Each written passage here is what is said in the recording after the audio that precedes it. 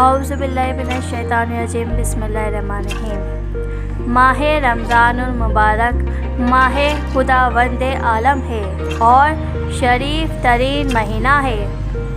یہ وہ مہینہ ہے کہ جس میں رحمت اور بہشت کے دروازے کھل جاتے ہیں اور جہنم کے دروازے بند ہو جاتے ہیں۔ رسول خدا صلی اللہ علیہ وسلم نے ماہ شعبان کے آخر میں ایک خطبہ ارشاد فرمایا کہ اے لوگو آگاہ ہو جاؤ کہ خدا کا مہینہ برکت اور رحمت اور مغفرت لے کر تمہارے پاس آیا ہے۔ یہ وہ مہینہ ہے کہ خدا کے نزدیک سب مہینوں سے بہتر ہے۔ یہ وہ مہینہ ہے کہ خدا کے نزدیک سب مہینوں سے بہتر ہے۔ اس کے دن تمام دنوں سے اور اس کی راتیں تمام راتوں سے بہتر ہے۔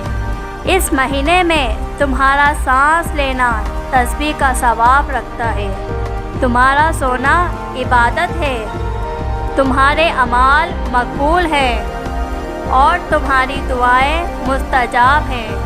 بس تم صدقے نیت سے اللہ تعالیٰ سے سوال کرو اور دعا مانگو کہ وہ اس مہینے میں روزہ رکھنے اور قرآن پڑھنے کی توفیق فرمائے۔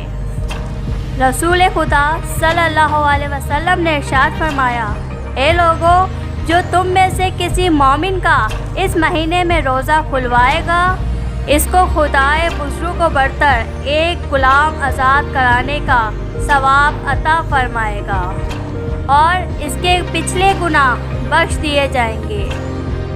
یہ سن کر کچھ لوگوں نے عرض کیا، یا رسول اللہ ہم سب روزہ افطار کرانے کی قدرت نہیں رکھتے۔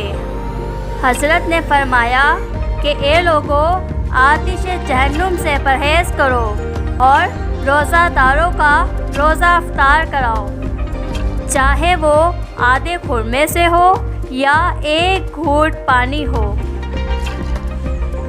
پھر آپ نے فرمایا کہ جو اس مہینے میں مجھ پر اور میری اولاد پر کثرت سے درود بھیجے گا، اللہ تعالیٰ اس کے اعمال کی ترازو بروز قیامت بھاری فرمائے گا۔ اور جو شخص اس مبارک مہینے میں قرآن پاک کی ایک آیت پڑھے گا تو اس کو اللہ تعالیٰ اس قدر ثواب فرمائے گا کہ جتنا قرآن ختم کرنے کا ہوتا ہے۔ اے لوگو اس مہینے میں بہشت کے دروازے کھلے ہوئے ہوتے ہیں، لہٰذا خدا سے دعا کرو کہ تمہارے لیے ان کو بند نہ کر دے۔ اور اس مہینے میں جہنم کے دروازے بند ہوتے ہیں، لہٰذا اللہ سے سوال کرو کہ تمہارے لیے ان کو نہ کھولے۔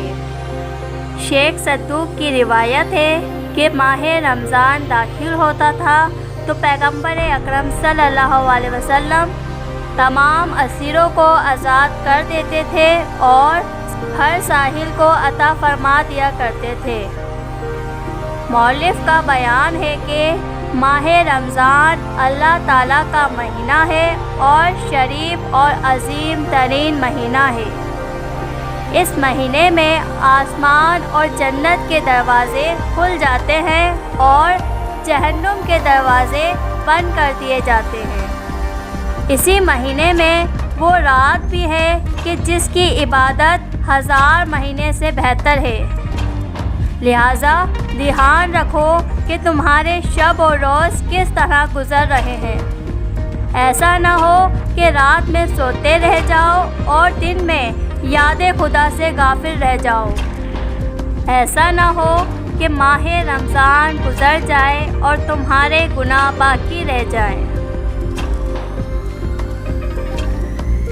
اگر آپ کو ہماری یہ ویڈیو اچھی لگی ہے تو اپنے دوستوں میں شیئر کیجیے اور ہمیں کمنٹس کر کے ضرور بتائیے۔ ویڈیو کو اینڈ تک دیکھنے کا بہت شکریہ۔ اپنا بہت سا خیال رکھیے گا۔ اللہ حافظ۔